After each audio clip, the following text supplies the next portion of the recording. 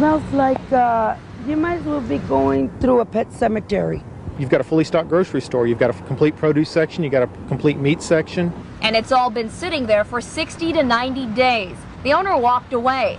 Now environmental services must walk inside. Life After People aired on the History Channel in 2009. The show explored what Earth might be like if the human race were to suddenly go extinct.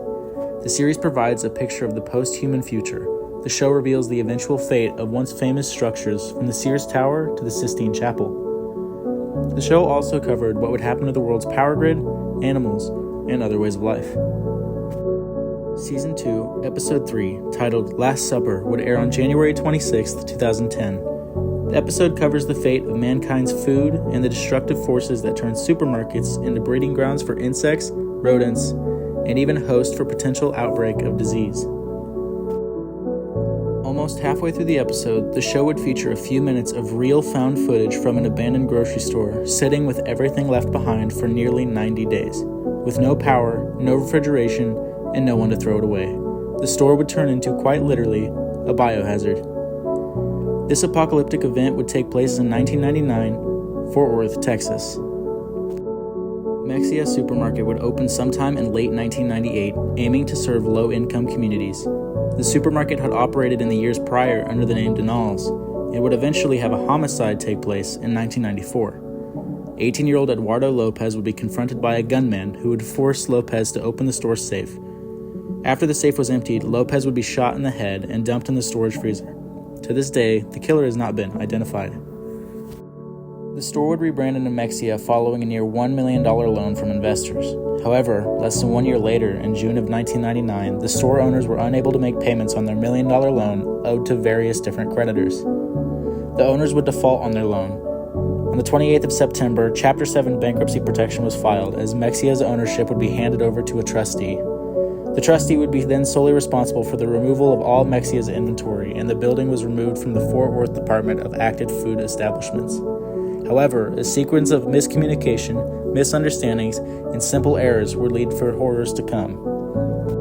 Shortly after the transfer of ownership, the first miscommunication would result in the store loss of electricity. Fort Worth's Director of Environmental Management, Brian Borner, alleged the owners simply shut off the building's power when they left. However, others would claim that the bankruptcy trustee communicated to the electric company that it was okay to shut the power off on the 18th of October.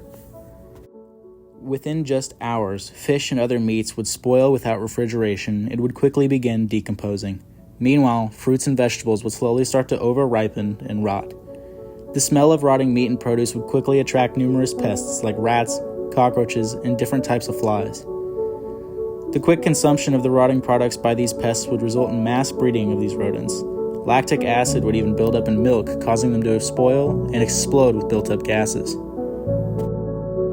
The building would become so toxic that gases began to accumulate in the area, and the oxygen in the building would start to deplete. Within just 2 days, nearby residents would start complaining of a growing stench near the Mexia.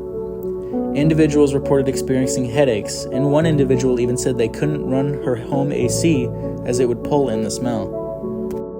Within a week after the complaints started to come in, Fort Worth officials would start an investigation attempting to find the owners and try to coordinate cleanup efforts. A company by the name of A+ Budget Movers was hired to come in and clean the store, but the movers would back out of the deal when it became clear the state of the store was far worse than they'd expected. The trustee refused to take care of the cleanup, saying they weren't Mexia's legal owner. In the following weeks, Mexia would suffer massive and noticeable deterioration. The Fort Worth Health Department had no choice but to declare the building a biohazard. The health department would assess the store. They knew before entering that something horrible was waiting for them beyond the doors. Hordes of roaches covered the building's windows, rats were running all over the place, flies had laid eggs which had then hatched into maggots. By this point, countless of pests, dead and alive, were present across the store. Workers would report not being able to see their own hands in front of them due to the sheer volume of flies. Aware of the building's safety risks, the health department would put a few safety measures in place to protect the workers' health. Work started by using extensive pesticides to kill off pests and disease within. The doors were walled off to prevent further rodent activity. Many residents suggested burning the building down, but the presence of rats made this impossible, as the rats would invade nearby homes and buildings. Any workers who entered the building wore air-filtering masks, hazmat suits, and oxygen tanks. Upon leaving the building, all workers had to go through a decontamination procedure. Finally, on November 16th, an environmental service company would begin the cleanup. Every aisle of the store would reveal further decomposition and biohazard. Todd Johnson, a worker with the company, said, quote, "It was one of the worst smelling projects in my history. When rats die from the bacteria, you understand that it's bad atmosphere and lethal for workers." Everything in the store was decomposing and being eaten by rodents. Packaged meat was covered in a, quote, grayish-blackish goo. Every aisle was truly disturbing. Workers were able to clear out the products with the use of their hands, shovels, and front-end loaders. The food would end up in hazardous material bags before being transferred to sealed bins, which would then end up at landfills. Following food removal, the building's machinery, like cash registers, would be removed by the 23rd, and by the 30th, the building was fully fumigated and cleaned. Even with all the efforts, it was reported the smell would linger until mid-December. It's ultimately unknown what diseases were present in the store, except one, that being E. coli. Initial cleanup reports estimated the job to have cost anywhere from $10,000 to $15,000, but the city reported it as costing around $100,000. That's basically where the story ends. Although the event left a 3-month-long biohazard in the area, it would simply fade away into history, until the show Life After People would bring it back into relevancy. Today, the structure still stands as a Dollar General. It smells like you might as well be going through a pet cemetery, and the pets are not even buried. Adriana Martinez walks by this grocery store every day. Take a look at the window. That's just the beginning of what's breeding inside.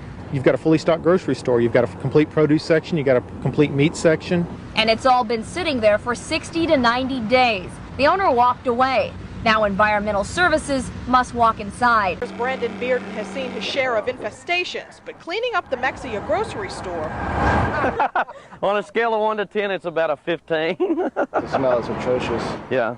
I've never seen anything like it. And this neighborhood has never smelled anything like it. It burns your nose, you know, it's bad. Wearing full body suits and breathing apparatus, a private environmental company hired by the city of Fort Worth began removing the rotting food this morning. So I've been working in the environmental field for 14 years now, and this is the first time I've ever had to respond to a grocery store. I've never even heard of anything like this happen across the nation. Last Friday, health officials converged on the Mexia market after numerous complaints from neighbors about a horrible smell. It's nasty. You need to clean it out. The 18,000 square foot store closed in August when its owners filed bankruptcy, locked the doors, and left the food to rot. The owners aren't talking right now, but these health department reports almost speak for themselves. In January, health department inspectors gave the market a score of 59. Passing is 60, acceptable is 70 or higher. Among the violations, meat stored above temperature, rodent droppings, flies, scales not properly sanitized. Some of these violations even reported 2 and 3 times. I think these guys forget the principle quality. Former employees said the owners Dong Chang and Kung Song often had trouble making the payroll and were suspicious of their largely Hispanic staff. The people, the Chinese people, is working, every time, watching every time. We can work better over there, you know. Regardless of what happened here in the past, the former owner will have to pay for the present.